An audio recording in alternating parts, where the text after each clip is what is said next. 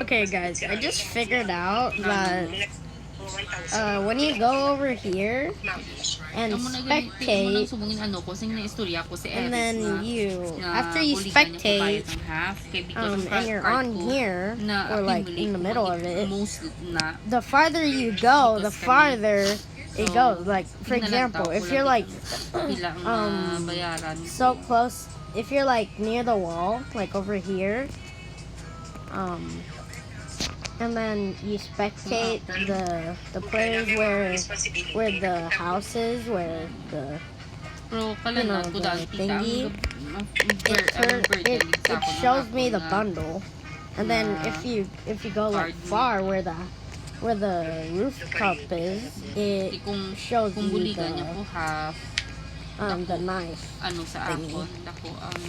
Oh wait, I'm scared now. Is it this guy? I just really want to shoot him. I'm scared. I don't know what to do. Do I shoot someone? No. Hey. Hey, get away from me. Get away from me. Okay? Oh yeah, just to tell you that I could do the chain force. Oh gosh.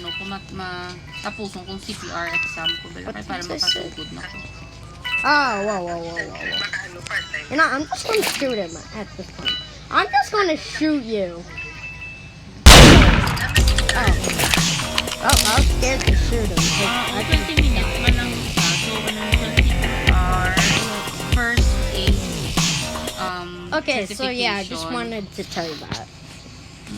But here's the thing, does anybody have like validity is 2 years. Ang duration niya, my ice swing, my palms, and for 25 minutes lang.